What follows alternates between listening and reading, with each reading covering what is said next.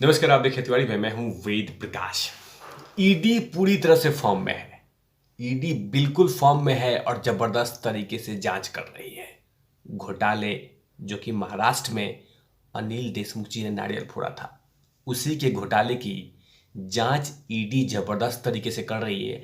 अब वो हर इंडिविजुअल लोगों से बात कर रही है, वो हर इंडिविजुअल लोगों को समन दे रही है, बुला रही है, पूछताछ कर रही है, जो लोग उसके रडार पे हैं। अनिल देशमुख से ऑलरेडी पूछताछ कर चुकी है, उनसे मसाला ले चुकी है, सचिन वाजे से पूछताछ कर चुकी है, परमबीर सिंह से भी पूछताछ करती है। लेकिन अब जांच की आंच उद्धव ठाकरे जी के चौखट तक पहुंच गई है। जांच की आंच, जो जांच चल रहा है उसकी जो स्टेप्स हैं वो चौखट तक पहुंच गई है, उद्धव ठाकरे जी के मकान तक। जाहिर सी बात है कि ईडी लगातार उगाही के मामले में, पोस्टिंग के मामले में, ट्रांसफर के मामले में, इन घोटालों की मामले की जांच कर रही है और वो लगातार उन तमाम लोगों से पूछताछ कर रही है जो लोग उसके आसपास में कहीं ना कहीं किसी न किसी तरह से दिख रहे हैं। अब ईडी ने उद्धव ठाकरे जी के सलाहकार सीताराम कुंटे को समन दिया था और लगभग 6 घंटे से ज़्यादा पूछताछ किया और वो तमाम इंफॉर्मेशन निकालने की कोशिश की जब अनिल देशमुख गृह मंत्री थे। और उस समय यही बात आई थी कि पैसा लेके ट्रांसफ़र होता है, पैसा लेके तबादला होता है, पैसा लेके ये तमाम चीज़ें होती थी। इन्हीं की जांच ईडी कर रही है और जाहिर सी बात है ईडी यही बात निकालना चाहती है कि आखिरकार आपको पता था या नहीं था, यह तमाम चीज़ें हो रही थी या आपको एहसास हुआ या नहीं हुआ। ये तमाम चीज़ों की जानकारी ईडी निकालना चाहती है क्योंकि उस समय सीताराम कुंटे जी चीफ सेक्रेटरी हुआ करते थे महाराष्ट्र सरकार के। फिलहाल अभी उद्धव ठाकरे जी के प्रधान सलाहकार हैं, इसीलिए उनसे पूछताछ किया और कहीं पे भी कोई भी कोताही नहीं की पूछताछ में। अब वो तमाम इन्फॉर्मेशन निकालने की कोशिश की। जब मीडिया ने उनसे पूछा कि साहब आप जब यहाँ पे आए हैं तो क्या इसी चीज़ के लिए आए हैं, तो उन्होंने बिल्कुल सही कहा कि मैं जांच में सहयोग करने आया हूँ, वो तमाम इन्फॉर्मेशन देने आया हूँ जो ईडी लेना चाहती है, ईडी मंगाना चाहती है। वो तमाम इन्फॉर्मेशन के लिए मैं ईडी के ऑफिस में आया हूँ और वो तमाम डिटेल जानकारियाँ मैं दे रहा हूँ।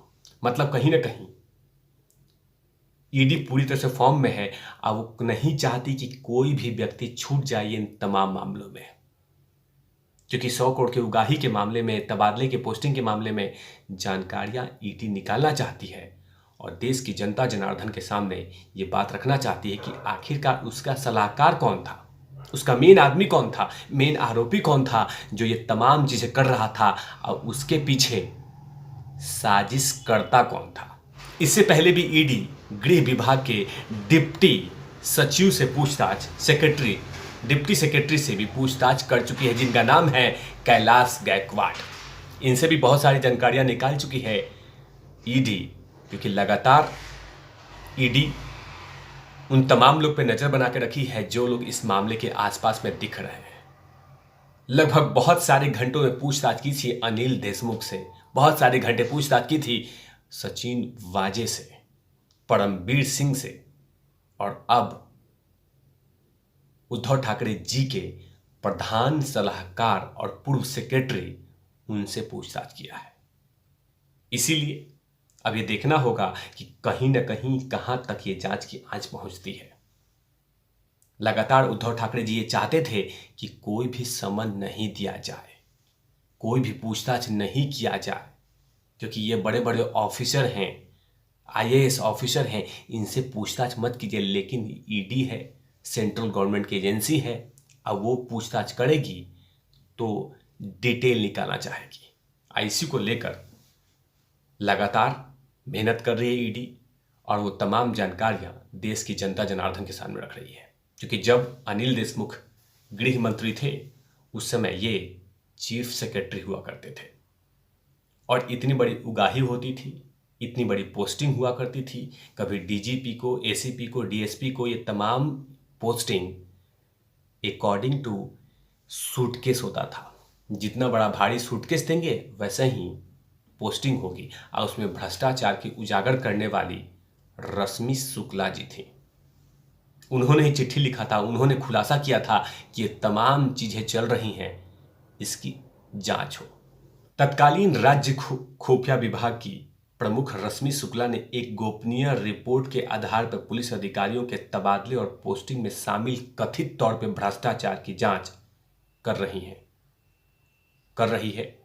इस रिपोर्ट में फोन टैपिंग से भी जुड़ा मामला है, जिसमें कथित तौर पे ब्रोकर और दूसरे लोगों के साथ नेक्सस का उजागर किया गया था।